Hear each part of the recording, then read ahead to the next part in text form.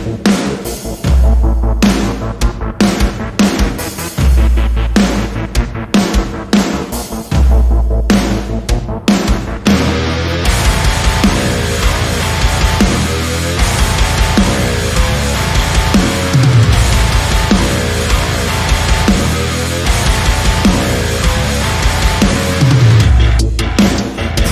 over everything, unwavering convictions, movement is well-being.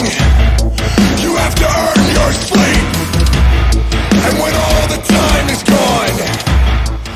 Yeah, can you imagine you having that conversation? You came back like the ghost of Christmas, like in the Muppets. You went, "Don't train legs heavy. You're back." Well, young you would have still just gone, "Fuck off, fuck off, Scrooge." Maybe that's why Dan's got shit legs. What? Because of the ghost of Christmas past? He came and told you in the future.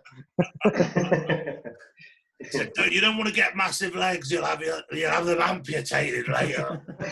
Welcome back to Bash Bros Podcast, episode 9. This week we have IFBB Pro Wendy McCready. I don't know if everyone who's watching this knows Wendy, but yeah, Wendy did the honorary wave. So that's always good. Yeah.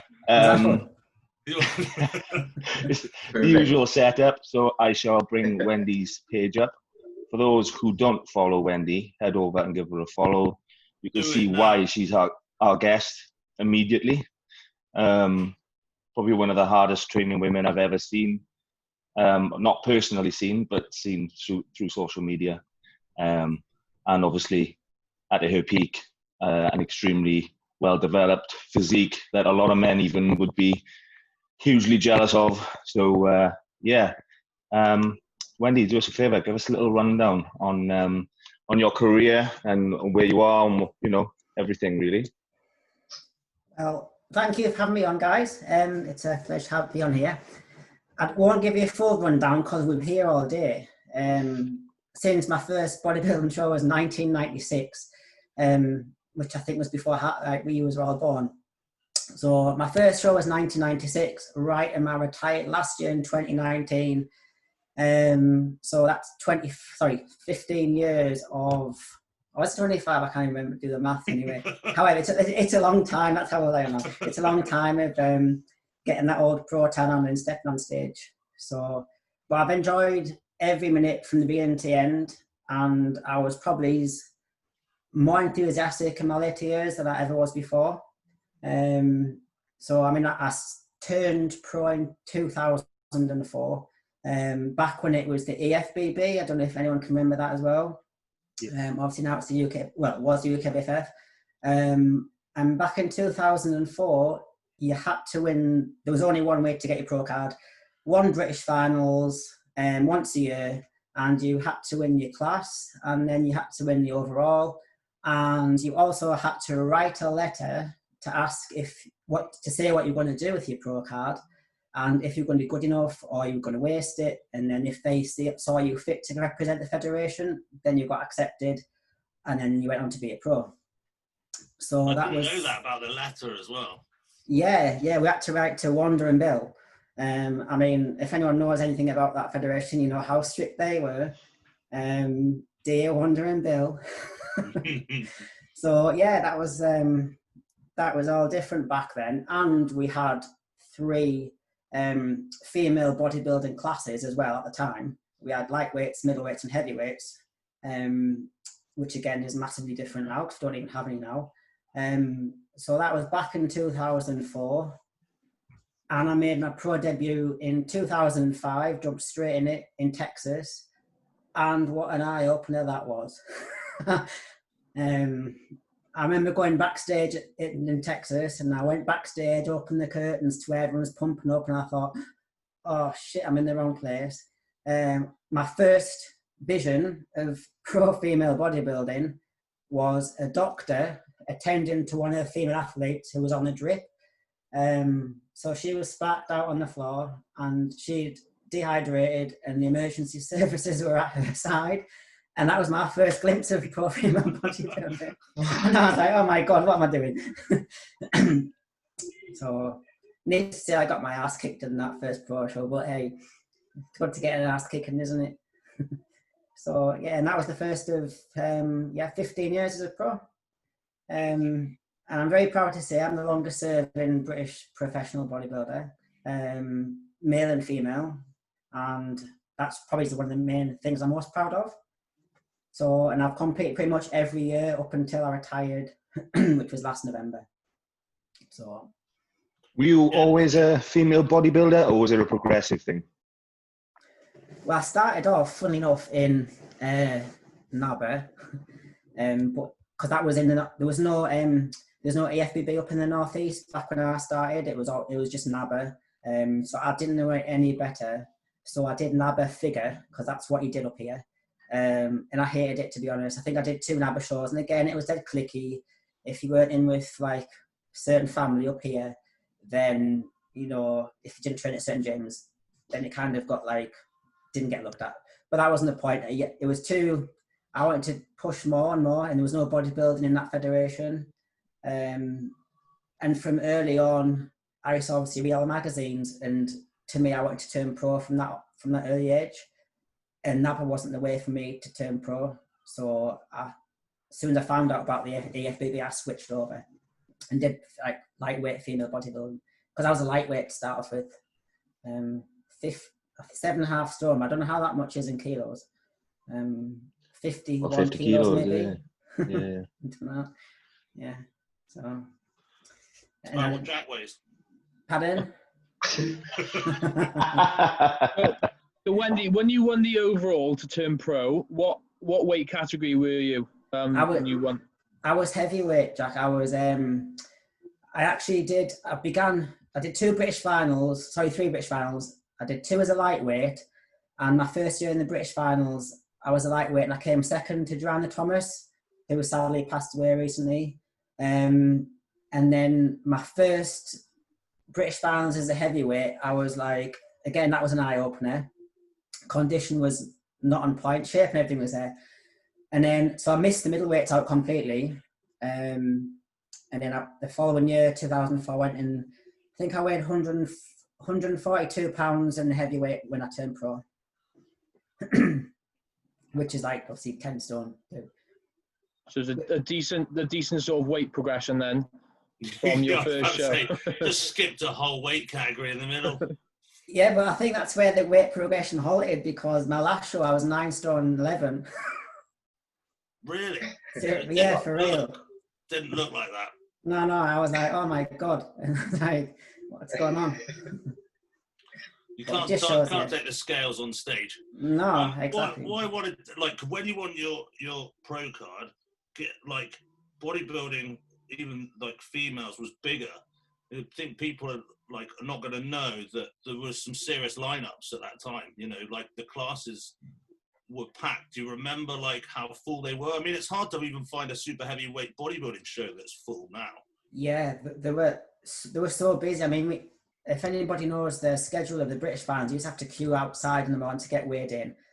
And even weighing in used to take forever for the women. I mean, that's never even heard of now. And I just remember waiting and seeing all these massive girls coming down and thinking, oh my God, look at the size of her. But loads of them, I think there was about, like 12 of us on stage, heavyweight women. I think that was my first one, and Karen Relay won that one. So, and I remember there was almost no room for us all on stage at once, which is really bizarre, because it's pretty much like what the bikini girls are like now. That's how many of us there were. Yeah, totally different now, even with the men. Yeah, it's mad. You're hard to even find like a fully stacked, like super heavyweight or class 1. No. Like the big guys just aren't there, and the women obviously. That what year was it that they removed the bodybuilding from the IFBB? I think 2006 was the last, if I remember correctly. 2006 might have been the last year they did female bodybuilding, I think. I'm trying to think who was the last lady to get a pro card. Because Sharon got hers at the Arnold, I think, the Arnold Amateur, Sharon Madison. Might have been Sarah Bridges. I'm not sure. Maybe 2006, 2007, maybe. And what do you think the fuel was for that?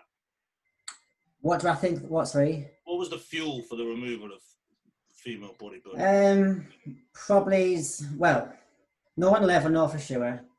But they used to say it's like bums on seats. So they never used to bring in their numbers. You used to get stuck at the end anyway. So by then everybody had gone home. And obviously the bikini division came. And then there was just probably no interest, to be honest. There's no one like in the gyms who want to do female bodybuilding anymore. You know, like maybe it's this generational thing, but it seemed like the next generation down weren't prepared to, I don't know whether it was the training, the diet, the food, the drugs, I don't know. But maybe nobody wanted to go that bit further. It's the same for the men these days, though, isn't it? Yeah. Like the men thing, like where they want something that's achievable, so that's what they want to sell. They don't want to sell something that looks unachievable, which I sense is what really the female bodybuilding was presenting to women. Something that they didn't think was achievable, I suppose. Yeah. And also, I don't want to take away from like men's physique, bikini or anything like that, but the sort of years that you would have to put in as a bodybuilder far outweighs what you would have to as a physique bikini competitor to be competitive. And I think that links to what Johnny said. It's that you want the immediate success, or you want to, like, you can jump on stage for that after like a year, 2 years of training. In some, I know some bikini girls don't, like, barely even train. Some of them don't need to train upper body at all. So obviously that's a lot more appealing to some than, say, yourself, who would have to put in years before. Yeah. Wendy, how many years were you training before you actually stepped on stage and competed? So I think you've actually hit the nail on the head there, Jack. I was about to say that myself. It's like what you've just said, the appeal of stepping on stage in a few years or taking 2 years off to progress isn't really very appealing now, because everybody, like you say, wants things done tomorrow or yesterday. So anyway, sorry, going back, I started training when I was, because I did karate for 11 years, and that's why I went to the gym in the first place.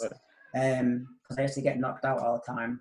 And it was like a man's only club, and they used to say, we don't think you should come here because you're going to get hurt. And I was like, well, I don't want to quit. I want to carry on. Yeah, but you're going to get hurt really bad, and you need to go and strengthen up. So that's why I went to the gym in the first place. I thought, I'm not stopping. I'm going to go and get stronger. So that was when I was 17, 18. So I was training from 17, 18. I did my first show when I was 19. Obviously, I had no clue whatsoever what I was doing. But yeah, so I would say I trained properly for only about a year before I actually got my feet wet. But then I obviously took like years off in the meantime to progress, because that's where I needed to be. But it took me a long, long time to, as you know, to get in the hard grafting training sessions, and it wasn't going to happen overnight. But I was quite happy to do that. Like, I wasn't phased by the length of time. Well, if the real goal is the outcome, to step on stage and get the status, rather than actually enjoying challenging yourself and the grind, then yeah, I can see why people want to get there faster. I mean, you speak to most bodybuilders, they didn't actually initially sign up to win shows or to do the show. I think a lot of people now, like, I'm going to do a show. You speak to anyone who's in a gym, I might do a show next year. Everyone's doing a show. Like, most people that are like bodybuilding just wanted to go and fuck themselves up at the gym, apply themselves, and then after years when, maybe now I actually could. Now people want the end result instead of enjoying like the journey. I mean, the bodybuilding thing initially for me was fucking weird. I was like, nah, I'm not going to do that.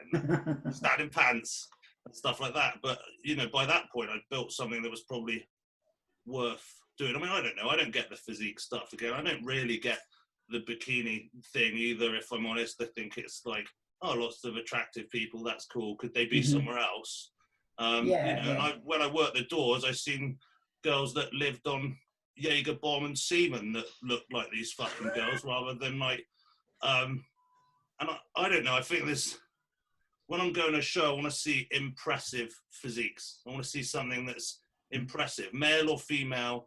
I want to, what are you presenting? You're not presenting really a physique. You're presenting to a load of people that know what they're looking for. You're presenting basically the representation of years of hard work, and that's what I want to see. Yeah, sure, yeah. I mean, I agree. Everyone's got to have a stepping stone. So for those who want to get the feet wet and compete and see whereabouts, you know, they're going to stand. I get the men's physique. If they're going to progress, and you know, especially if they're young, then you can't have this muscle straight away. And to build on that, but I just find it, like you say, difficult to comprehend if they're staying in the same category for years. I just don't get it. So I can't really comment on it too much because it just doesn't make sense. But I've never been into cars, like fast cars. People get in cars and they go really fast, and then they're in a car and they're going really fast. I don't understand. You know what I mean? So like horses for courses and everything. But yeah, true. But you know, also the bodybuilders, I resented the physique. Like even when I competed I competed in 2012 at Body Power, which is obviously like Bikini Boy Central nowadays. And it wasn't bikini, like the men's physique didn't exist. That wasn't that long ago, and it didn't exist. And now when I go to a show, I've got to wait for 700 hours. You know, and by the time the overall bodybuilder, no one's fucking there. I guess it's kind of like what happened to the female bodybuilding. Well, they couldn't really remove male bodybuilding, but I think if I think there probably were conversations about it. They could, yeah, they would if they could, probably. Yeah, I think half of them probably would, to be honest. Yeah, definitely. Yeah, no, I agree with that one. It's hard for bodybuilders now. I think there is definitely legs in them being separated out, because obviously there's the return of female bodybuilding to the Olympia this year, isn't there? Yes, there is. That seemed a bit of a reserved answer then. No. I mean, excuse me.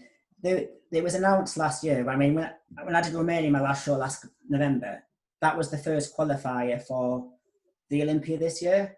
Excuse me. But prior to that, we'd had what the equivalent was to our Olympia was the Rising Phoenix World Championships, and that was what's been going on for the past however many years the Olympia wasn't on. I think for the past 5 years we've had that as our Miss Olympia. The only thing that was different was we hadn't bought, or not me, but the women bodybuilding owners, they hadn't bought the rights to call it the Olympia. So, and he had the choice then to either put the money back into female bodybuilding with the prize money, hence all the car cash prize for the World Championships and all the prize money, or to put that money into the name.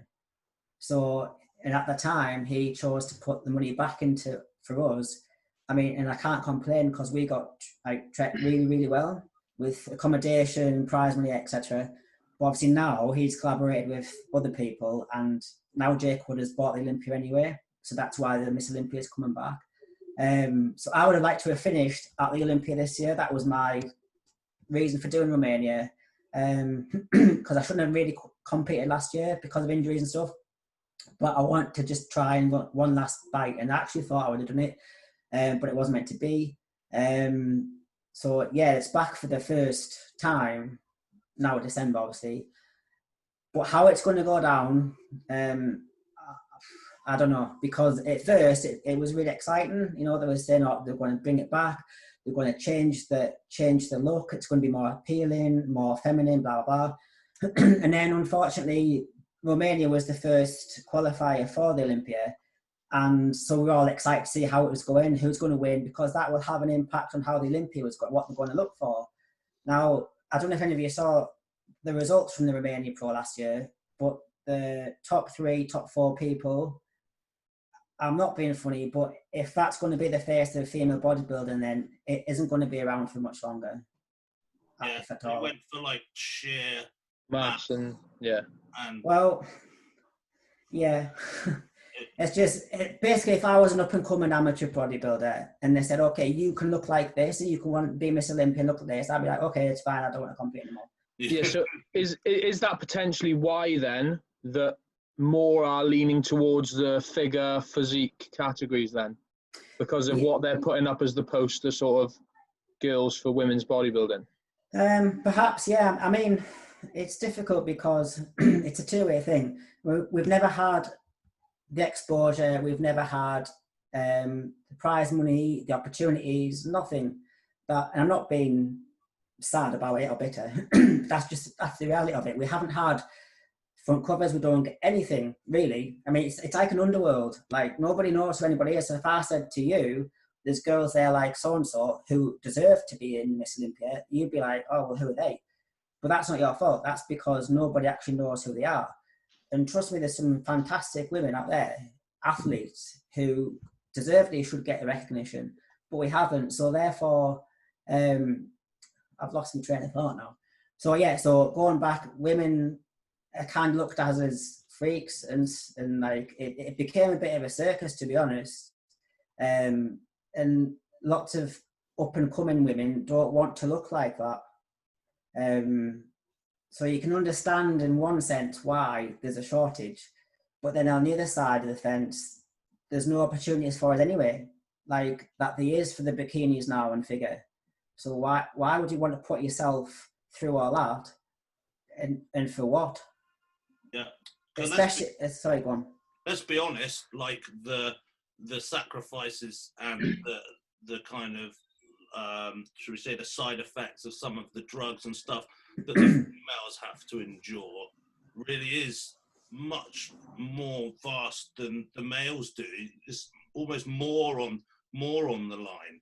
Absolutely, yeah. You know, and then to not get it, I personally think it's a fucking disgrace. I hate what they did to female bodybuilding, and then to remove it only to replace it with exactly what they said they were trying to get away from. Exactly, was just fucking mental. Mm-hmm.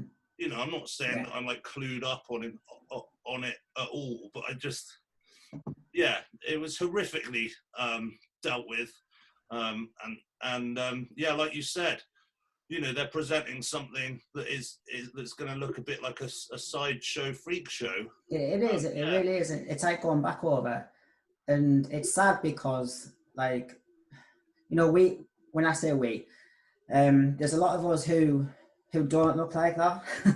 There's a lot of girls who are proper genuine athletes, who've worked so hard over years, and then they're going back to how they lost it in the first place. Yeah. And what does that say to like up and coming females? Yeah. You know, and then like if you like, I don't know, it's really sad. It's almost kind of okay if you can become a female bodybuilder if you take all these drugs. It doesn't matter about your genetics or your work ethic or your food or your training. That doesn't matter. You know, and a lot of females think that's the way to go, and it's quite scary. I mean, a lot of females think that that's the way to go, even into categories that they don't need any of these things. I know. I've heard of people doing, you know, drugs for bikini. Like this, it's a beach body. It's for being if you need to take drugs to do that, you're a fucking pussy that has to like come up with it. I always think of like the drugs in the way of like, if you could do it naturally with a bit or more time, you should just do that. And that kind of brings on to like a question that I had to do with like the drugs that you've experienced, maybe to give an eye-opener for these fucking morons that think they got to be jacking up Trent to weigh 4 stone, look like a fucking emaciated fucking kid in striped pajamas on stage.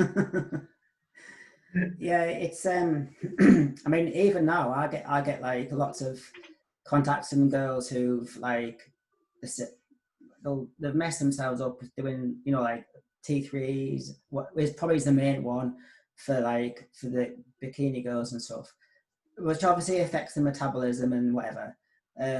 But then they say they take this and this, and even, well, nothing shocks me anymore, but at first it's like, whoa, hang on a minute. But like what women forget is, you know, you've just said there, the side effects, they're not side effects, they are effects. So they're not side effects of the drug, that's the effects of the drug. So that's what females aren't prepared to understand. It's like the elephant in the room. Nobody with female bodybuilding, nobody talks about this, okay? So you guys come on here and you chat quite openly about your tests, you take this and this, get a bunch of fit women on, and it's like, who's going to really chat about it? Yeah.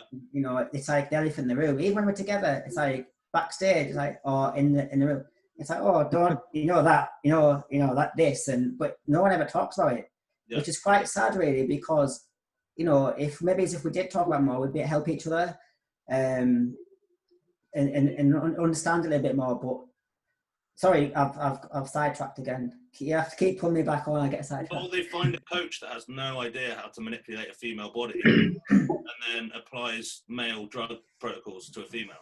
Well, the thing is, I mean, if you look at, I'm not saying all of them, because there's a lot of good male coaches out there. I'm not saying, of course.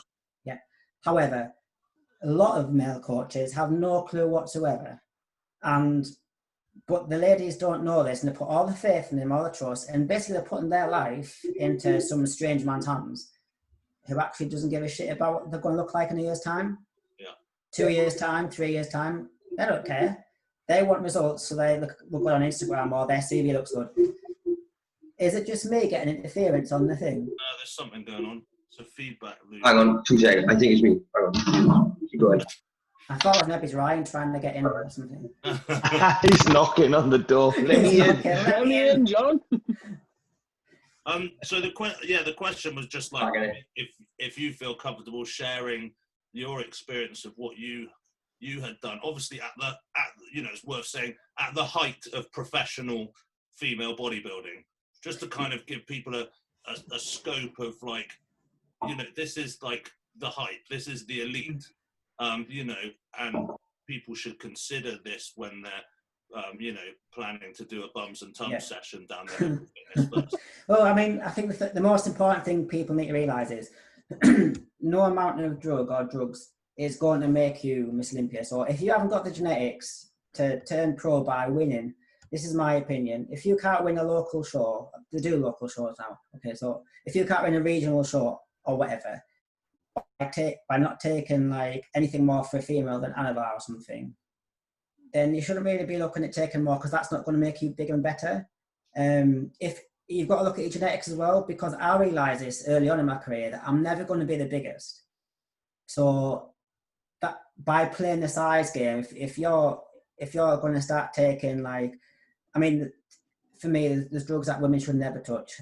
Obviously, trenbolone, like tests, like long-acting tests. I've never touched insulin in my life. But the thing, you know, the things that are probably more known for in Anavar, Primo, some EQ, clenbuterol.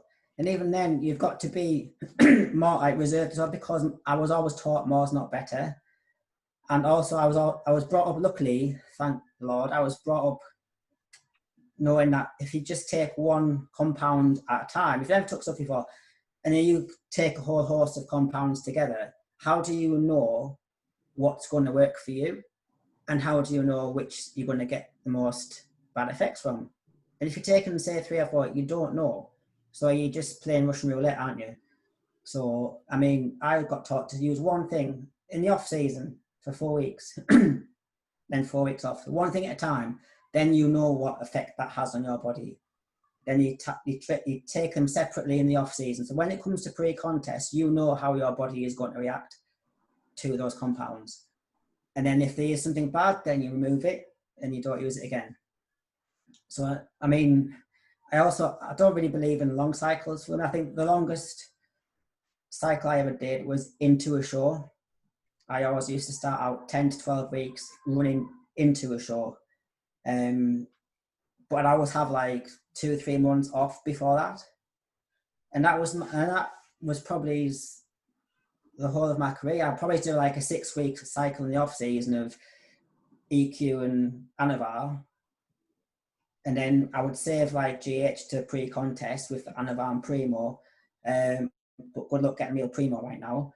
And Nolvadex and clenbuterol, and that's pretty much it. Can you give us an idea of like your dosages? So for Anavar, I wouldn't go higher than 20 milligram. And that would be 10 milligrams split up in AM, 10 milligrams split up like in AM and PM. Primo, I think by mistake, I went up to 100, but then I dropped it back to 50, which is like once every 6-7 days. EQ would be I should know, 150 milligram twice a week. And then I went up to no more than 120 microgram. Yeah. So the thing for me, right, is that obviously, as you mentioned, the most popular drug within women's sort of classes is Anavar. Like I'll have like bikini competitors telling me that they're on, you know, more than 20 milligrams of Anavar, but we all know that Anavar these days isn't Anavar. It's probably mostly Dianabol. So I don't think women are aware of the fact that they're essentially potentially playing Russian roulette with their bodies, because a lot of these tablets, especially Anavar these days, is not exactly what is said on the tin. Have you had any experiences with that? I think back in where it was, about 2000, in my early days as a pro, I think I had some unreal Anavar, where I was getting like watery, and I actually think I got spots. I never ever get spots. So obviously that you've got to be really in tune with your body. That's what I say to the girls and guys: know your body, like be very aware of things that are happening. So as soon as you know those side effects, then there's something wrong, or there's something that you should not be doing. So yeah, that was back in 2006, 2007.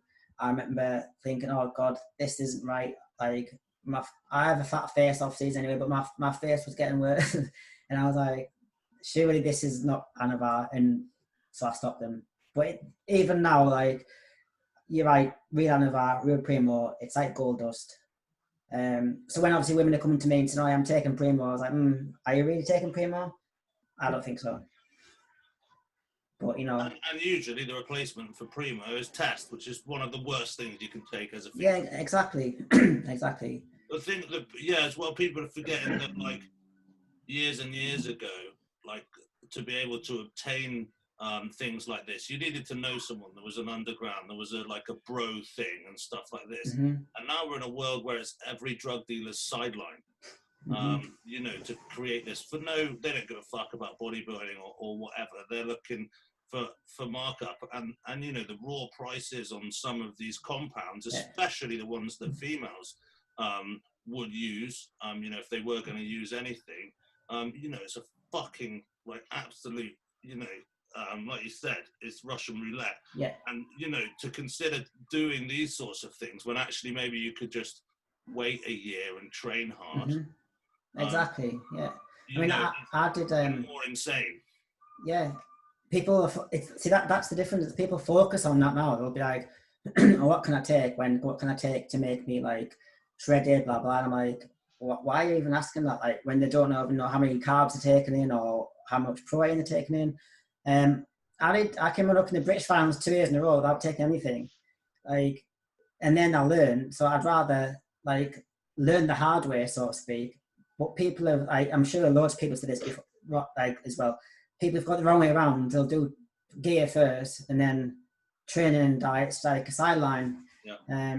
Even when I was like in the States and some of the girls would, like, I'd ask them and they'd say they train hard, like not all of them, but some of them, and I'd watch them, I'd think, you're not even training hard, but then they're talking about in-depth conversations of what the coach has got them on secretly. And I'm like, Jesus, like... Yeah. Forgot to know the basics, and this goes for men as well. This isn't just a female thing. It's just that you know, you're gambling with a bit more as a female, but men are exactly the same. Some guy get messages like, "Cool, I'm about to start the gym. So how much trend should I do?" Yeah, exactly. Or I can't get I can't for every reason. I can't get lean. I can't get shredded. I must be holding water. Maybe I need to up this and up that. I'm like, well, no. Maybe you need to diet longer or diet harder. Like. Oh, the water retention was the water retention thing. Holding water. No, you're not holding water. You're fat pest. So. Yeah, I remember that when mainstream humans got hold of water retention. Oh, we were in trouble then, weren't we? Everyone was holding water. Especially if you were big boned and you had water retention. Yeah, if you had big bone thyroid issues, then you definitely had, so. Talking about thyroid issues, so you touched on T3 just now. So, did you use T3 throughout your career, and what sort of dosages, if you did? I used it for the last 4 weeks, probably in the last, I would say, 5 years of my career. probably like, from 4 weeks out, but I would start on the 12.5 micrograms, because I would come in 25s, well, the ones I used to get, and then half them. And the most I would go up to was like 1.5 tablets. So like, did you also, this kind of information that I kind of like know the answer to, is how you catered to coming off them? I'm very OCD about coming off everything, like even food. I reverse diet like to the max, and I come off stuff. So even with my clients, I write them the whole protocol of coming off T3s in advance of the know. But if I was like doing, at the time, I'd do 2 days on, 2 days off. Then I would like do 2 days on, 3 days off. I'd do it. It would take me about 2 weeks to get off, them, or 3 weeks even. And that would be the same with Norvadex as well. And it worked fine for me. I've never had any like crashes or. Just a lot of people that are using this thing, they're using it. Maybe like it's working for them, even though they maybe shouldn't be doing it in the first place. And then they're just crashing, and then, because the metabolism, the thyroid function is skewed, then they just come back twice as shit, basically. Yeah. Because you're messing your metabolism up, basically. Exactly. People think also these are sold as fat burners. It's not the same thing. It's not. No. But people don't get this. Will make you ripped. Yeah, but it's a completely different functionality that you're working with. Another thing like I've never touched T3. I use them. It's a bit like I didn't like being on. Do you know when you just? It's one of those things where like, right, I'm gonna take them, but I don't like being on them. But then I think that I was like that with everything. Yeah. Do you know what I mean? Like off scene, it's like, oh, maybe that because maybe okay, I'm pro now. Maybe I should actually take something. I'll wait till next week. And then even like last off season, I think I did 6 weeks in the beginning of January with Hanover, and I was like, oh, I'll just wait till October or something. But I think I used more in my early days than I did in my latter days. So what were some of the biggest cycles you've heard of? Women taking. What's the worst? What's the worst? The horror story. The worst thing you've heard. What's the worst thing I've heard or seen, or both? Just God. You don't name anyone, obviously. But we can. We can. Entirely up to you. Especially if it's Ryan. He's not here. I can't. I don't know if there's one particular situation that stands out, because I've seen that many, to be honest. I mean, when you walk and you see people on Instagram, it makes you giggle, because even the bikini girls and the figure girls, pro show, you see them backstage and you share the same dressing room with the women in. I remember I can't remember which. It was in Atlantic City or somewhere, and I was in backstage, and there was a bikini girl came back, and she came in, she took her wig off, and I was like, whoa, not easy. And her face up front, I think she had more facial hair than you, Dan. And that was like, I'm sure she was either bikini or figure. And I was just like, wow. And like someone who didn't even place, and it's like, you're doing all this for what? And that's very common. I mean, even, okay, so the last Romania show I did, we all know the big Russian girl, right? So I don't know if, are you all aware of the size of her? Yes. Yeah. So people have this argument like whether she's photoshopped or whatever. Well, clearly she is. So when we get tanned at pro level, we're basically in this room naked with each other. Okay, so like there's individual tan intents, but the tan intents have got like a front on, so there's no hiding, there's no hiding anything.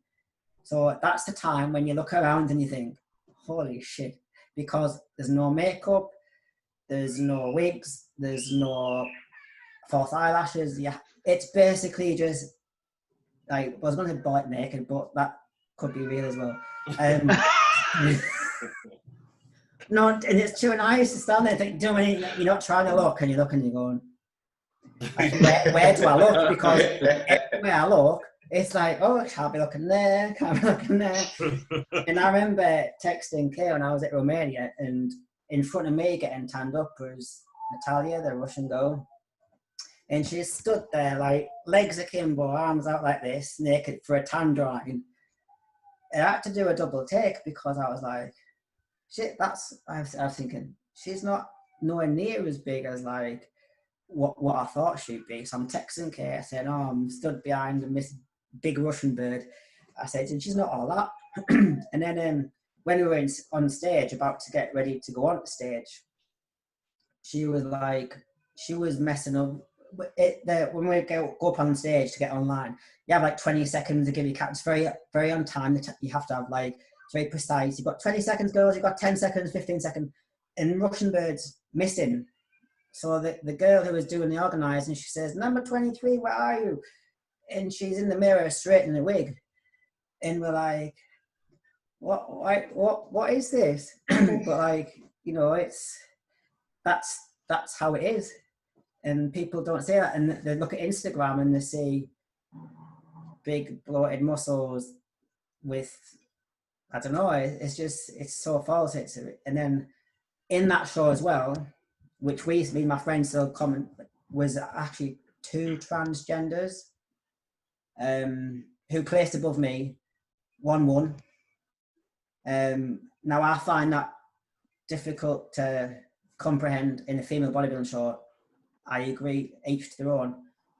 But to put them in the same category as a female when they live as a male, I don't know, but what does that say? Well, obviously this is a very touchy subject. It is, and I know it might get lots of like hate mail for it or whatever. I'm just being honest, like. Yeah, all I will say about that is that the introduction of you know, cross-platform transgender is the end of female sport. Yeah, well, because where do you draw the line? Yeah, not just bodybuilding, but sport in general, isn't it? It's the end of female sport, and you know, like, obviously, like, you know, do whatever you want, equality for all, but it would kill female sport. Absolutely. I mean, like, that's fine if that's what you do. Great, that's brilliant. Go ahead and do it. But then there's no boundaries anymore. So our criteria is difficult enough to stick to without crossing over and getting even more grey areas. You know, so. Yeah, I didn't know that. I didn't know that was a thing.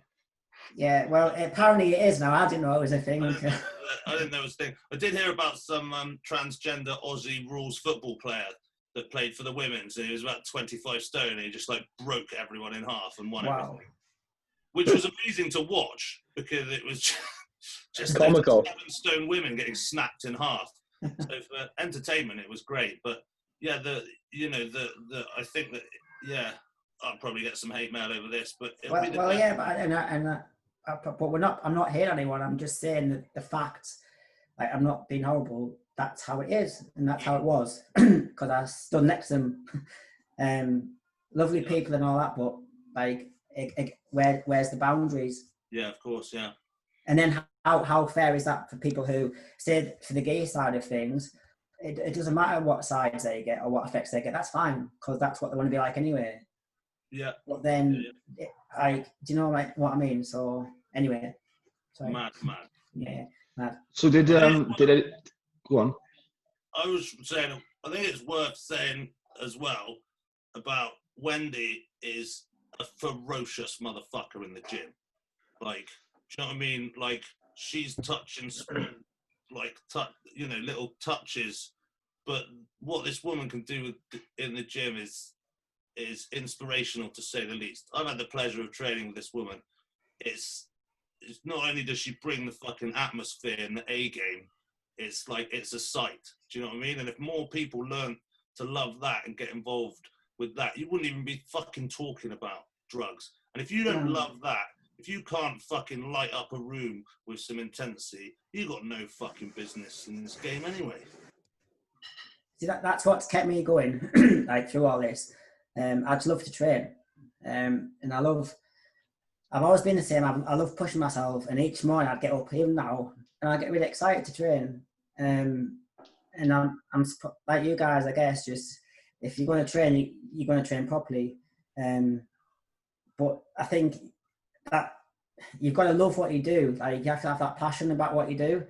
And I think like that's kind of missing on some people, like what we were saying before, like haven't got that drive, but you can never teach that. Like, yeah, I think that got lost in translation. Obviously, when they were promoting a more achievable physique, but also promoting a more simple way of getting it as well, you know, in terms of just all the light pumpy weights, and it becoming a big social event more than anything, going to the gym these days. Then you know, obviously me and Dan are still technically part of the old school now, I guess. But the new school guys you see coming through, you know, it's just unbelievable what they would consider as training hard, you know. Yeah, I know, and it's it's infuriating to see, especially like the younger guys who, and I'm not saying all the young guys, because there's a lot of young guys who do train hard, but it's very rare to see. Like they bring the phones in, and I don't know about you, but it's really horrible. You know, if like someone's left the phone on the top, I really want to smash it. Like I really want to like drop the dumbbell on purpose, just because it's there. Like honestly, Jack better not talk. I'm like, why? Like, fair enough. I'm starting to tone it down now. I think, like, I've actually, because shouldn't be on the gym floor. the past week, someone's texting in the gym, I want to fucking fly kick that shit. Nah, yeah, but I don't do that. I don't do that though. But the past week, Jack, right? Jack will sit on a machine. He will sit on it for like 20 minutes. He'll go to the changing rooms, take 5 photos, come back and expect that machine to still be his machine. He'll do another 2 sets, go back to the changing room, dance face. Jack, he can't even deny it. Johnny, you're ruining this. Hey, don't be fucking coming round training near me like that. In my defence, the past week I've been very limited with the amount of time I've had to train. So I've binned off the phone completely. So I think coming out of this lockdown, I'll be a changed man. I fucking hope so, mate. And Johnny, that's over-exaggerated. You went from to be fair, all right, you've gone to literally like Stalin level cunt.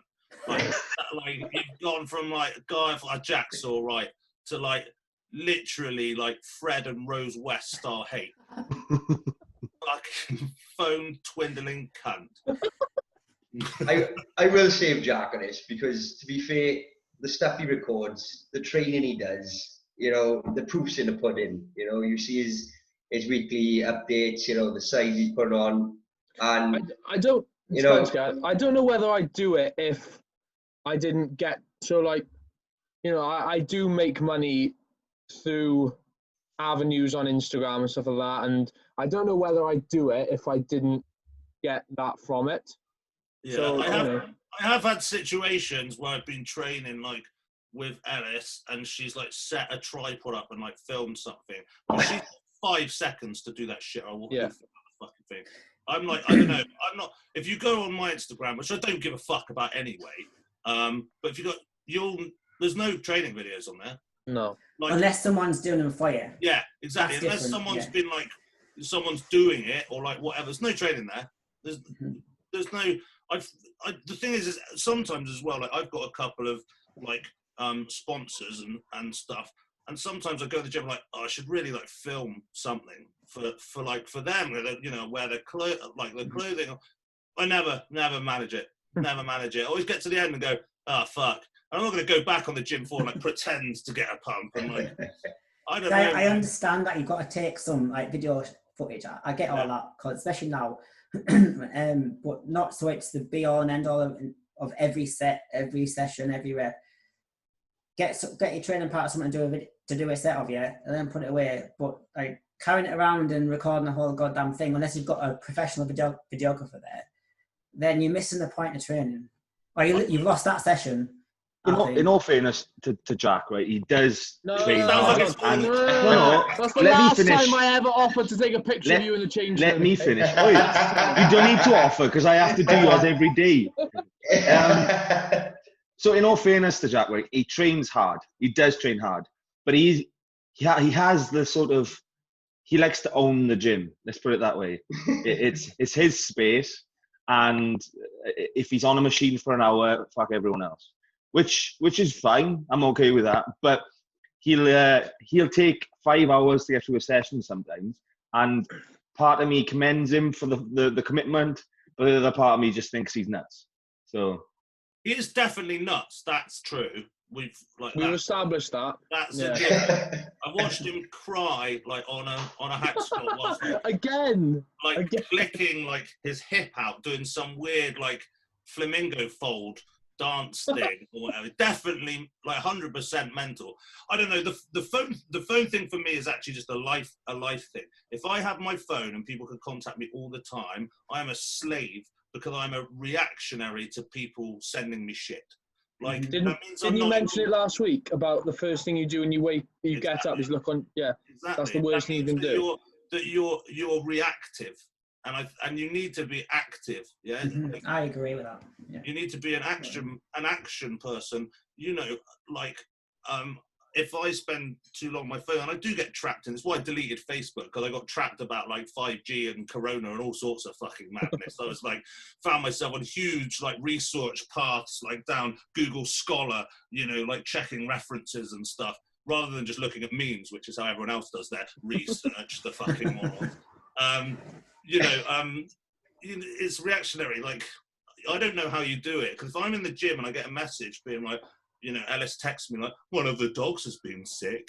You know, obviously, like, the dog being sick is fine. He's not going to die, but Ellis is going to think he's going to die. And then already, like, it's over. I said to my mum, if you die, I won't know until after I've trained. And that's not like that's a fact. Like, if you die, try and leave it until after, because I'm not going to know until afterwards. It's just a fact.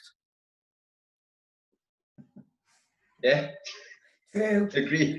True. Yeah. Get it done, Jack. Come Trojan with me. See how long your phone fucking lasts in there. Hey, I have debated it. Yeah. I have debated it. If you come to Ultraflex, just don't leave it around me. Yeah. So I have a cracked screen. Is that going to be your home? Is that going to be your home moving forward then? Yeah, for definite. Durham?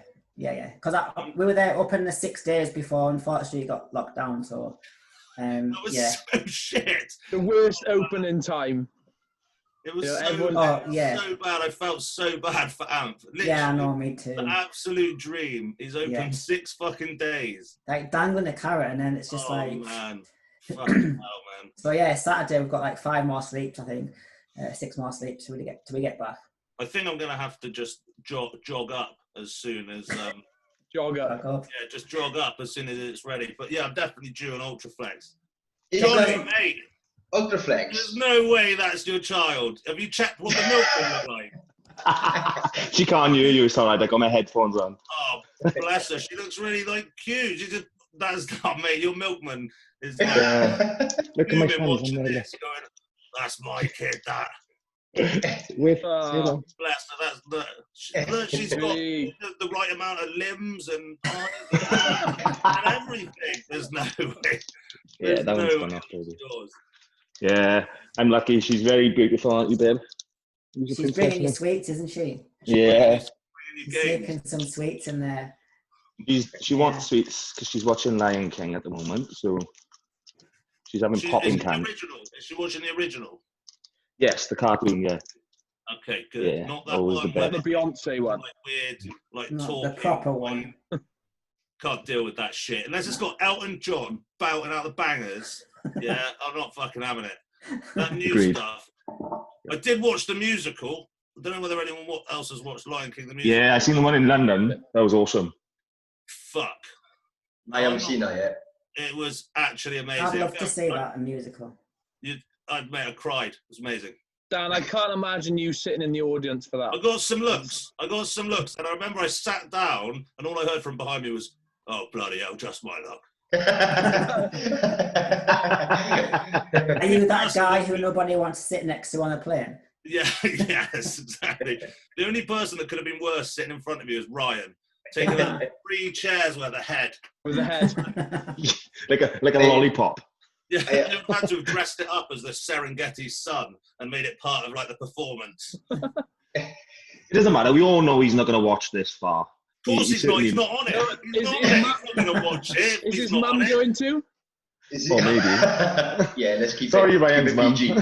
Yeah, let's keep it PG. Ryan's mum's not going to watch this. No, she only watched it for Ryan. The box isn't here. Yeah. So But anyway, anyway, going to come if- to Ultraflex soon. Yes, definitely. Not sure when. I'm going to have to like rob someone for some money, I think, because. But I'm definitely coming. I heard Leroy might be making a little appearance. Yeah, he's coming up this month, I think. But in all honesty, I think my nasty training sessions are probably over. To be fair. Oh no. Yeah, I have to now. So like, yeah, I'll still train like extremely hard, obviously, but not like what we those. Yeah.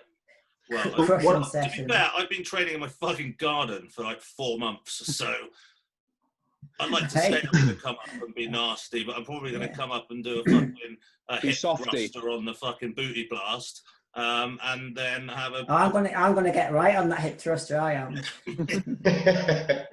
See, Wendy's Instagram in 3 months will just be big. Trust me. Yeah, I'm not supposed to train at all. Never mind running any hip thrusters.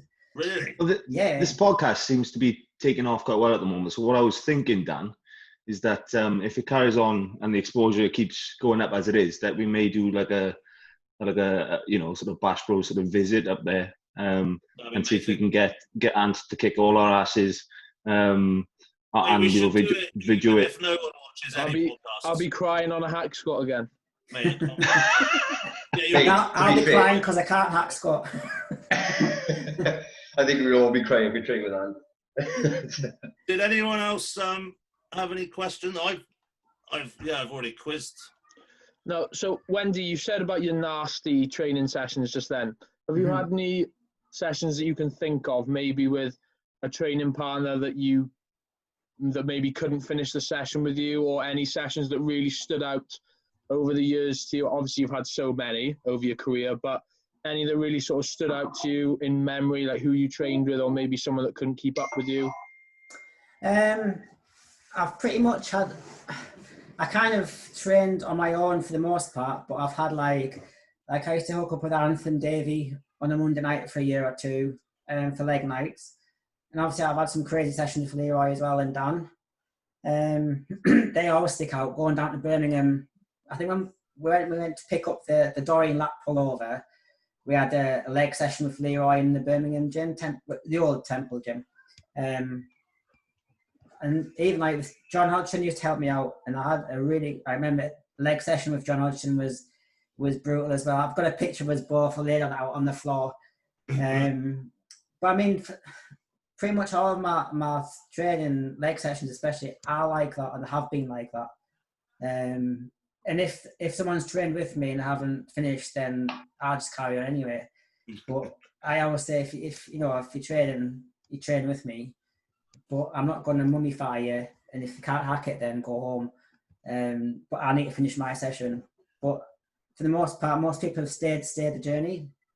I've had some like good training partners, but lately I've had to train like I've always had to do my own thing, and I think that's where it gets quite difficult. I don't know about you guys, where I think training partners are really good if they do what you want to do, when you want to do it, and how you want to do it. Because there's always those conflicting things. I mean, like I'm riddled with injuries now, especially. So if someone to train with me, it'll be like, yeah, we're not doing that. We have to do this. We have to do this. And it'll be like, oh, so you've got to find someone who's compatible, I think. Yeah, that's true. But I think a good training partner is like gold dust. But I'd rather train on my own than have a bad training partner. Yeah, that makes sense. Actually, some of the best training partners I've ever had have not been bodybuilders. Yeah, same. Yeah. But some people just fucking absolutely like love it. My mate who doesn't live here anymore, Alex Khatib, he just wanted to look sexy for Instagram, which was fine. Yeah. But he loved to train like hard anyway. He didn't train that much because he didn't really like want to. But when he was in, I've had a few training partners that just fucking love it. A few other, there was a young kid called Josh, and I saw him in the gym, and he used to just come in with his headphones, and he used to just get it. He just said, fuck off. And I just moved gyms, and I was like, I like this guy. This guy comes in, he trains hard, he's young, and I said, hey, like, do you want to, maybe we should train sometime. Could you just come in and you just leave? And that's what I like doing, you know. And he was like, yeah. And so we had a good stint with him, and he was really motivational, you know. But he didn't want to train. But it's selfish. If we're going to train together, you're training with me. Yeah, and that's not me being like a dick. No, It's that like you know, it is selfish. It's unwavering. Cool, come and do what I'm doing. But if my routine changes and stuff, you have to change as well. And so it's completely understandable that that people leave these situations. Because actually, if you've got two like bodybuilders, they're going to fall out of sync. One thing's going to work for another, or the frequency, like stuff like that. So two like fully competitive bodybuilders training together on the regular doesn't happen. I don't think. So most of the training partners that I've had, obviously going and having like a one-off session with like, you know, when we've done a session, or like stuff like when you you know, you get a bit of notice and you can like is amazing. But yeah, like you said, I train with people that, you know, aren't competitive. I train with a guy called Lewis. He came and trained in my garden today. You know, I have trained with competitive bodybuilders before, but usually you find you have very intense bits and then you kind of just split. I've trained with bodybuilders that do powerlifting, and you find that your training style like moves. Luke Hayward was a guy I trained with, and he did some bodybuilding, but then he loves the power moves, and I can't do power moves. I'll snap. And so I think if someone's really driven on their progression, just it all goes. Or they'll do that thing where they want to talk to you during training and ask you questions. Well, I'm training. Shut up. Tell you what I found funny is that over the years, the training partners I've had, there was one common trend, was that their legs would grow and their chest would regress. Because ironically, I have a toned pecs, and my pressing and my sort of heavy lifting and on chest is kind of minimal. It's mostly focused on contraction and sort of blood flow, and legs has always been my bread and butter, you know. And that trend runs with my training partners, which is weird. So basically, what you're saying is that I should come and train with you. Basically, yeah. If you want a shit chest. My chest is already all right, so I could probably just leave that alone. Well, I mean, like going back to training, it's when I'm sure like Dan's the same.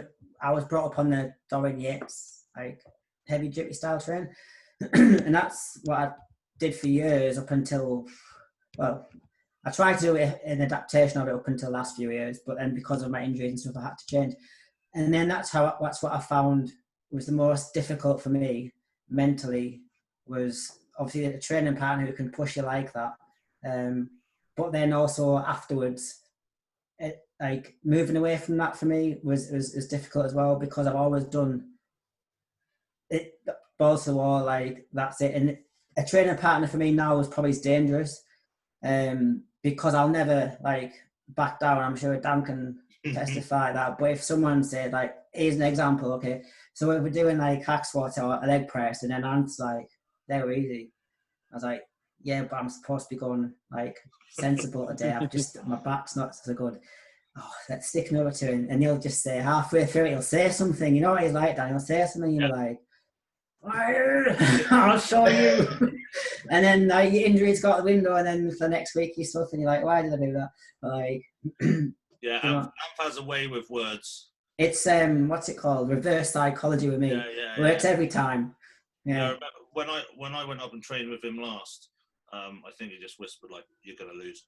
Yeah, that's it, isn't it? It's like boom. 2 weeks out from a show or something. So I think so and so's better than you, and you're like, ah. I love that me though. I do honestly. Like all my life, I've thrived off like, tell me I can't do it again, and I'm like, I'll show you. Yeah. The problem is though, the fairies these days couldn't handle that, could they? Oh, I love it. They'd have a meltdown. They'd be like, oh no, I've got anxiety about something. Can't leave the house. I remember the guy who it was as well. Amford trained Andy Scott, who won the British. The PCA. And he won the NABA as well. Yeah. And he went and did the universe, and he'd just gone up to train with him, and then I went to train with him. He was like, well, I had Andy up here the other day. It's like, it's pretty good, mate. You know, it's pretty been lifting some it's pretty, yeah, like, and I was like, fuck, you know. And in your head, you're like, ah. Oh. Well, actually, as well, I'm not taking anything away from Andy. Andy did too many shows that year, and at the university was fucking off. So, yeah, I did. He took like six or something, didn't he? Yeah, he took 6 at the universe, but a polished Andy would have done far better than that. Yeah. I think he just wore himself out. So if you are listening, even though I'm not sure about your base and haircut, you're all right. Yeah. Any more questions? G, did you get any questions, pal? Well, it was pretty much what Dan has said, really, and like obviously, like just having like false sort of, how do you explain it? Expectations. Well, with the coaching, and obviously I've seen, like, I've spoken to a few girls over like years of training and stuff, and they've always, like, it's the same with social media and stuff. And you said, like, every girl has always said about, I've got to take this, I've got to take that, and like I said, it pretty much covered it throughout the conversation with Dan there. So it's just more of a highlight. It's like, just know your own body and recognize before you start, you know, taking anything that you don't know what you're taking. So yeah, you've got to not get carried away, and because there'll be plenty of people who will try and sell you the ideal, like, oh yeah, take this and you'll get there, take this, you'll lose all your fat, take this. No, you won't. Like, especially if you've got to be true to yourself genetics wise as well. I mean, there's people out there who, it doesn't matter what they take, they're going to look shit, right?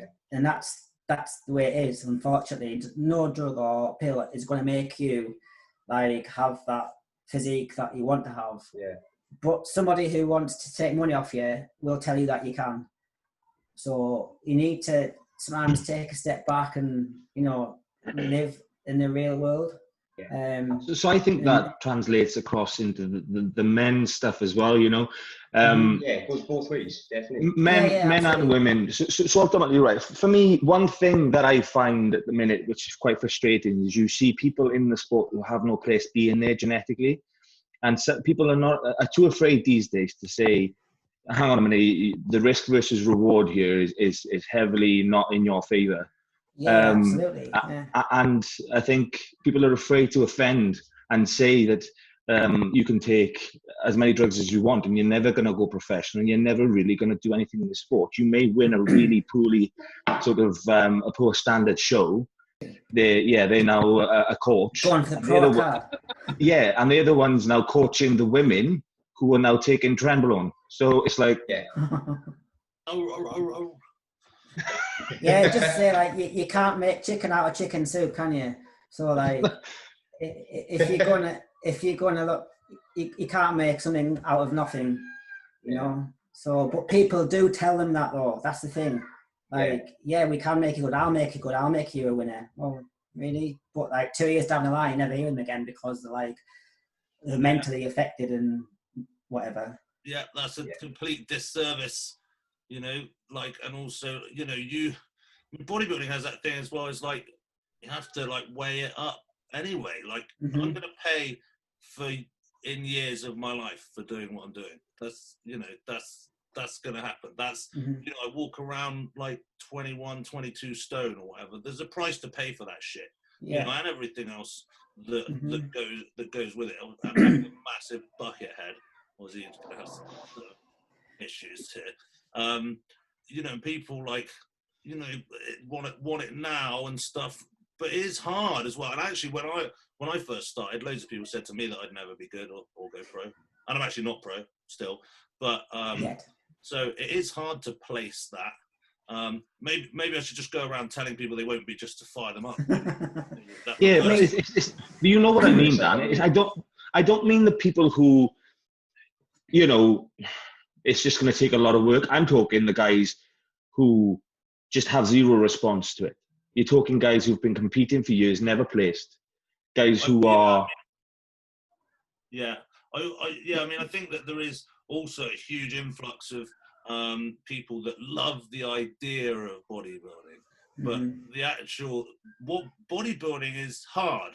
Yet pretty much 90% of stuff I see on Instagram and information is loads and loads of stuff about how to make it easier, and loads of, or like they take this, or like, you know, everyone's trying to outthink something that's really very fucking simple.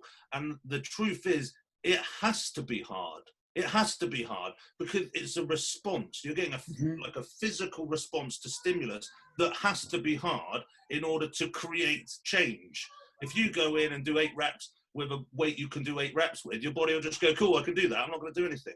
You know, all this bullshit about trying to make it anything that what it is. You should be looking to make it as hard as fucking possible, because that's how you're going to get the most out of it. Absolutely. Make it as hard as you physically fucking can. Then make it harder, and then maybe you'll get a response out of it. But yeah, if some people are genetically completely fucked, and you have to go like, okay, do you really, really like competing? You know, because some people do really like getting on stage. I actually don't fucking like getting on stage. Some people really, really like it. I don't fucking understand or whatever. Like, I'm sure there are other options like go. Yeah, I loved being on stage. Yeah, see, I loved it. See, Wendy loves it. Me and Anth, like we were talking about as well, don't really like the actual, like, we're not really showmen, I don't think, in that way. Obviously, like, Ant's a much better poser than I am and stuff like that. But yeah, I've never enjoyed being on stage. I had to just blag the whole thing. I was just shitting myself, basically. I think I don't know if it was, but I think Wendy actually judged me in my show. I think 2018 Body Power. But you probably won't remember because I was in the first timers. It weren't anything spectacular. The Welsh one. Ah, when yes. when you guest posed, yeah? That's right, yes. Yeah. 2018, wasn't yeah, it? yeah. You and Josh were there. And, that's right. Yeah. Yeah. And it's only till I saw you backstage. But that's when I actually knew you. And I was like, Jesus Christ, that's hell of a physique. So it's basically Wendy's fault you didn't win. Yeah. To be fair, I was happy where I placed. I was well happy where I placed. I didn't even expect the place, to be fair. So hey, that was hard, that judging, that malarkey, because I had to really concentrate for a long time. Yeah. And I can't really sit still for that long. Did you judge the Max Muscle show as well? Yes, I did. So yeah. I've been judged by Wendy as well, actually. Yeah. Under the wrath of the stern pen of Wendy. Stern pen. Yes. No, it's all in good faith. All good. Yeah. I don't get the judging thing, see. So it's like, I don't either. I don't think I could ever be a judge because, yes, we all know there's politics and there's different things that federations are looking for, certain looks, etc. But I've never found consistency up across the board. I've won shows that I've never expected to win, and I've been absolutely smashed at shows which I was expecting to win. You know, I've never really understood it. I suppose it's slightly different for me because I've got a big hole in my pec, so it depends on how the judges see that. Some judges hate it, some judges not so much. So I suppose it's more prevalent to me, but I still don't get it.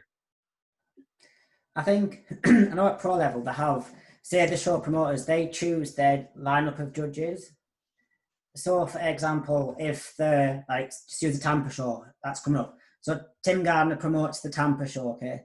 So he will have his favourite head judge judging that show, and his table of judges will be those that he's picked. So if you go to a totally different area of the States or in Europe, they will have, that show promoter will pick a different set who they favour their choices are. So if you do say Tim Gardner's judges actually like me, but when I went to Romania, the European judges didn't like me. So, you know, you get to learn which judges like you, because then you get on the pro circuit, especially because there's a select few. But there's different head judges who you know, and they have their own criteria, so to speak. You know, if you get one judge, they're going to favour condition and shape, where if you go to another show, if that head judge is the head judge, and you're like, oh, what's the point of doing this? Because they go for size and etc. So it does. Everyone's got their own. It's subjective at the end of the day, isn't it? You know. So I don't. This is as well. A lot of people you see when they've done for a show or whatever, they wait around for feedback from the judges. Never. And I've never waited for the feedback from the judges, not because I don't respect whatever decision they've made. I think when you do a show, what you've said by entering a show is, I put my faith into being judged by these people, and I'll fucking wear whatever placing I get. And so it can't be wrong. So I'm not saying that. I think, robbed or whatever. You invested. You did that show, so you invested your placing. Yeah. And so it can't be wrong because it's someone's opinion. But I think waiting for feedback is just because it changes, doesn't it? So I've got a funny story about this. Two Bros. I have no intention of competing with Two Bros again, so I can say this anyway. I did. I love you. Yeah, yeah. Dan's okay with it. So I did the British Grand Prix last year. Okay, I squeezed myself down to the heavies, which coincidentally have gone up to 102 kilos. So I normally compete like 103, 104. So I thought I'll just squeeze down to under 102 and just do that. Regardless of the result, I ended up going too far. I didn't pull it back, etc., etc. But anyway, call out suggested that I was set first or second. So I ended up placing third. I took it for what it was. I asked for feedback. Didn't kick up a fuss. Obviously, I wasn't happy, but the usual sportsman thing, you just take it on the chin. I asked for feedback, and because I just wanted to know how badly they'd marked me down on my pec. And the first thing, the feedback I had was, "Oh, you look great. You'd probably do better in the 212 class." And let's put that into perspective. I was 102 kilos. And my condition certainly wasn't an issue. So I asked for clarity on what he meant. And the truth of the matter was, he essentially didn't remember me. He didn't have any notes on me. And he was offering feedback, and it was just a stab in the dark. He then proceeded to say, "You have a symmetry issue, so we suggest you address the symmetry issue." And I was like, well, unless you've got a sewing, buy a new test. Unless you've got a sewing kit, I suppose there's not really a lot I can do about that. Ask for feedback, and the feedback was just fucking awful. Literally, just made it up on the spot. Completely just made it up. Yeah, the way that I feel about what I'm trying to do in a show is build whatever the fuck I want, and trying to make it good enough so it doesn't matter if they prefer something else. To follow my vision of being a fucked up veiny mess to such an extent that even if they prefer some flowing lines person, they have to give it to me because I look so disgusting. That's my methodology. Because to chase a physique that I don't own, to me, is fucking insane.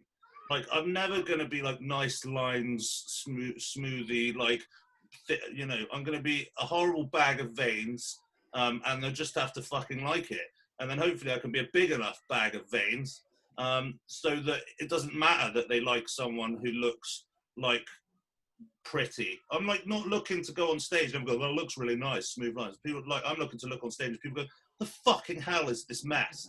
What? It looks disgusting." People shielding their children's eyes. Oh my God! Don't look directly at it. People just in the audience just bursting into flames. That's not a man. I don't know. So I think that asking for feedback is don't chase something that isn't your own vision. Yours is different, Johnny, obviously, because they basically should have just said, "Well, we fucking hated your chest, so we fucked you." Yeah. I'd have probably appreciated that. At least that would have been real. But for anyone hanging around on, or if I went for feedback and they say, "You need to bring your legs up." Yeah, I fucking know that. I've been trying to do it for about 4 years. I don't even really train anything else. You can't stitch me for not giving it to someone legs, because I fucking do. I know if there's useful feedback, I already know it, because I'm more analytical about myself than anyone else could be. I already, so I don't get the waiting around for feedback, and they change their mind. I think as well, some of the weirdest feedback that I hear about is females. because the categories, there's so many, people don't know what the fucking hell anyone's looking for.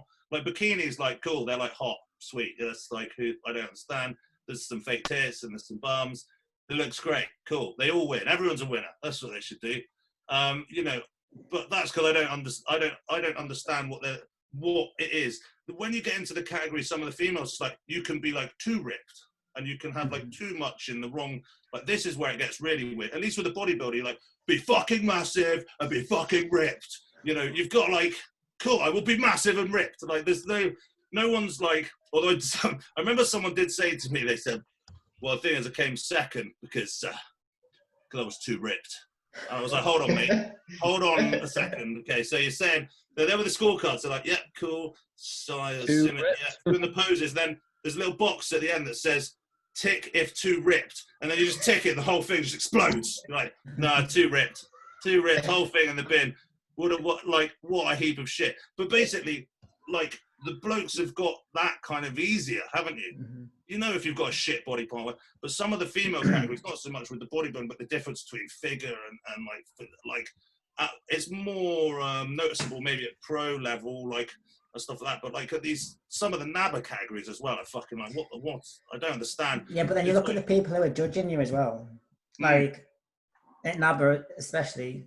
Well, I always say to my girls, well, don't be too upset about a bunch of old guys in suits who overweight guys who've never lifted a weight in years. You know what I mean? It's like that's what it is. Yeah. So like it is fucking that's the thing that gets me is that you can in the female stuff, some of the classes, be like too in shape. Yeah. I caught honestly it's another like I was at the NABA North Britain 2 years ago. I had a few clients there and girls were coming on and one last came on and I was sat literally so I could watch one of my girls. I was sat literally right behind the judges. I was perched on my edge of my seat. And the NABA judges there were like, I would say probably 60 was the youngest.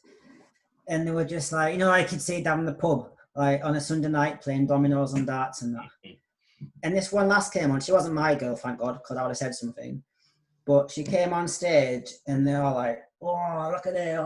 I ogling at her and one stuck his tongue out and winked and nudged his pal. And I was like, you're having a laugh. Like, how unprofessional is that? Like, at least if you're going to do that, do it behind so no one can see you, like behind closed doors. But it's just so like, it's awful. Well, like that was another thing that we spoke about. Is like the sexualization of the female categories all the way up through bodybuilding and stuff. The idea that these categories exist for the satisfaction of a male viewer from a sexual perspective is it degrades the whole thing, the whole effort. I think is. And then at what point do you professional level?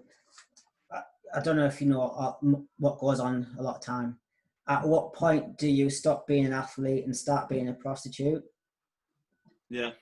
And then you wonder why female bodybuilding doesn't get the recognition. Mm-hmm. But then it's a two-way thing because we don't make money. So how can we make money? By doing webcams, blah, blah, blah. That leads to another thing. Oh, we're making loads of money. Keep doing that. And then, oh yeah, I'm a bodybuilder. It's like, you know, you're devaluing yourself as an athlete to go and make money to be an athlete. So it's when you put all your eggs in one basket and all you've got is your physique and you're trying to monetize that, I can see why it happens. And so, you can see why it happens. I totally. But then it's also it kind of tars us all with the same brush as well. So then we get the knock-on negative effect off that. Mm-hmm. And then we struggle to get marketing, to get sponsors because, oh no, we don't want to go with them because they're a bunch of whatever. Yeah. So then, you know, but then if you can get a normal job, but then people don't like to get a normal job because it interferes with the training. Yeah. I mean, I think I've had every type of job going. But again, my training came first. I've left. I was a student nurse. I was in the police. I was like everything. But my training always came first. I knew what I wanted to do. But I would always make money in my way, moralistically in the correct way, to fund my training. you know. Also, I guess to support the sport in the correct way. So exactly, yeah. What you're saying is that it's not necessarily all the viewers' fault or the people, because it's fueled by some of the athletes. Exactly, it is. And again, it's nothing wrong with doing that if that's what they want to do. Of course. But then go and do that. Do you know what I mean? Like, It's getting worse though, isn't it? It's getting worse now with OnlyFans. Well, lockdown created OnlyFans-ageddon, as far as I'm concerned. Yeah. They're going to start getting taxed on it now, aren't they? Oh, now they're fucked. Yeah. I was trying to start one up because the PS5's about to come out. Could do a joint one, Dan. Oh my God, imagine. I mean, this has been going for years. You could pay a subscription to have me removed from the videos. Like, pay not to see. Everyone gets a blanket dick pic, and then you pay to not see it. It's like a. We joke about it, right? But some of these people are making sort of £10,000-20,000 a month on this OnlyFans. I could have been a millionaire by now. I swear down, right? Honestly, and it's tempting. It really is. Like, I could just go make like 500 grand now. Like, if I and I'm like, well, no, not just no, because then in my mind, I'm not an athlete anymore. Yeah, and that's what I want to be. So. You know, I mean, again, each their own, and money is like, you know, money talks, doesn't it? Yeah, of course. Unfortunately. I think one of the good questions that we got last week, which was from Ryan, so it was rare, and the question was 5 things that you know now that you wish you could tell yourself when you were starting out. It was a good question. Yeah, but I don't know if I would change anything. But but not change anything. Just some information that you'd give, like hindsight. I would probably say, I think if I knew how bad my back was at an early stage, I might have. Well, no, I wouldn't have. I'd probably still gone on like an idiot. Yeah, can you imagine you having that conversation? You came back like the ghost of Christmas, like in the Muppets. You went, "Don't train legs heavy. Your back." Well, young you would have still just gone, "Fuck off, fuck off, Scrooge." Maybe that's why Dan's got shit legs. What? Because of the ghost of Christmas past. He came and told you in the future. Said, you don't want to get massive legs. You'll have them amputated later. Lop them off so I can fucking win me some Olympia wheelchair shit. That's what I'm saying. Do they do a women's wheelchair one? Because I could be like the pioneer of women's wheelchair bodybuilding. Yeah, see, we could do couples, me and you. It's just like the transgender thing. Wheelchair tandem, it's like the transgender thing, isn't it? It's like, where do you blur the lines, isn't it? You know, if you want it that much, then just drive into a wall pretty fast. Well, here's an interesting fact that's not very interesting. In the Paralympics, you know, the runners have a blade, like some of them have blades. Yeah? Yes. Now, if a runner has one blade, they're slower than a double blade. So what they'll do is they'll have the other leg removed. Eh? Yeah. So some of the I'm not joking. In the Paralympics, you have one leg and one blade for running. You know, they have those the Pistorius murder wagon. Yeah. And murder wagon. It makes you slow. It makes you slower than if you had dual blades. So some of the athletes will have their good leg taken off so that they can run faster. You know what? I can't really shake my head too much because I've been tempted to tear my other pec to be symmetrical. For the symmetry. Just for symmetry. For the symmetry. See, so wow. Yeah, that's some dedication. I don't think they did it like themselves with like a penknife or anything. some sore shit going on, like. I think it was like a real thing. Wow, that's interesting. That is an interesting fact. Down the pub with their mates one day, and they were, "You know what, mate? You're really fast." I'm there. I'll do with a broken bottle, Steve. They're they're all there at the wheelchair clubhouse after. So basically, Wendy's saying 5 things to tell herself. Nothing. Fucking just do it. Just do it. I like that. Just do it again. I would probably, do you know what? And I've thought about this. If I would do it again, I would probably hire a coach for the last, like, and I'm not just saying that because some people hire me as a coach, but like, I'm just saying because I used to have to get out my own way the last 8 to 10 weeks. I do my own head in. Probably like everyone that overthink things, and I do too much or not eat enough when I'll probably need to take a step back or whatever. Because I've coached myself all my career, so I would probably do that.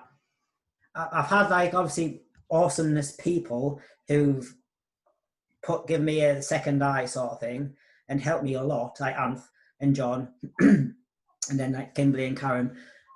But from start to finish, I often wondered what I would look like if I just said to someone, "Here, like, you do it, I'll just do it. If you tell me what to do, I'll be like, monkey see, monkey do, just do it."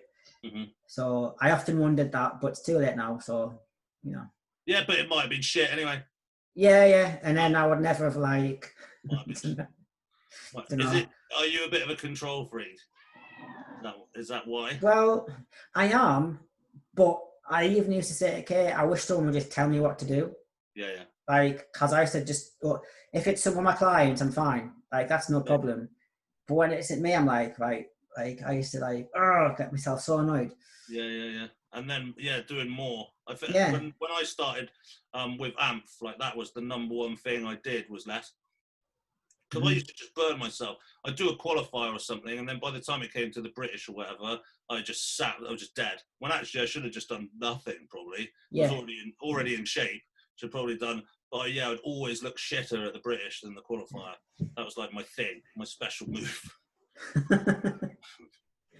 But I used to, like, with like coaching myself, I keep like diaries and stuff, and I've got like really bad OCD, so I'd have to literally do everything to the letter of what I did that year that got me like in my best condition, and then I'd start messing with my own head because I'd be 5 minutes late with something, or like 5 grams over and stuff like that.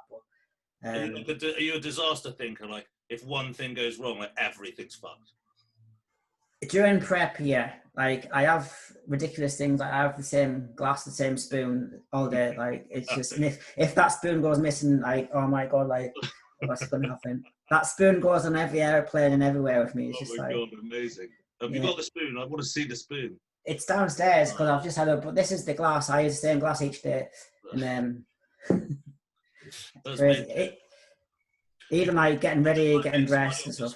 The spoon, I'm imagining like this haggard wooden cauldron ladle. Chewed up spoon. Yeah. Do you know what? Do you know whose spoon it was? It was actually John Hodgson's spoon, right? Oh, anabolic spoon. It's passed on. And I swear, right? And it's like, I think it's because I was flying out and he went, Wendy can't take that on the plane here. Like, it was at Manchester. And he said, take this. So I had it and I did really well. So I thought, like, this is it now. This is the spoon. But maybe it's time to part with the spoon and like introduce some new cutlery. If I turn pro, can I have the spoon? Maybe the spoon will give you the pro card. Yeah, we've got to talk. We'll do a deal. Put it on eBay. I might on eBay. It'd be so like right. Some schmo would probably buy it though, wouldn't they? Yeah, they definitely would. Yeah, they would, wouldn't they? They'd outbid me, I reckon. Gonna be a spoon dealer. You're looking at the teeth marks and that. Yeah, they're all crazy.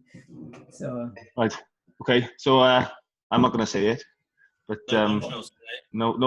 It wasn't a bombshell. It's actually been kind of pleasant. Yes, it has. And on me. What's that? It's either that or it's that there's a lady on the podcast and that you've behaved.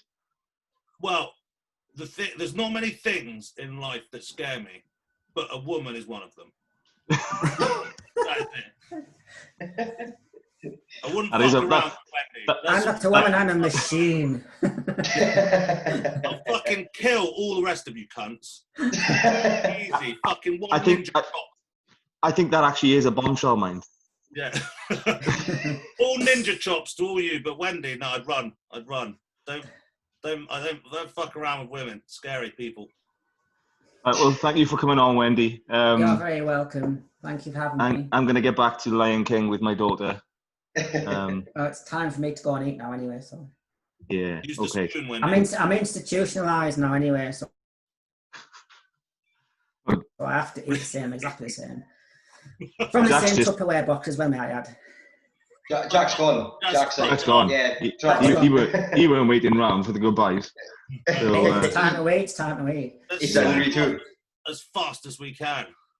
Yeah. Cool. Okay. He just messaged out in dead playing up. Yeah, no worries. Okay. Yeah. Thank you, guys. Yeah. Well, we'll catch up soon. I'll post this up hopefully tomorrow.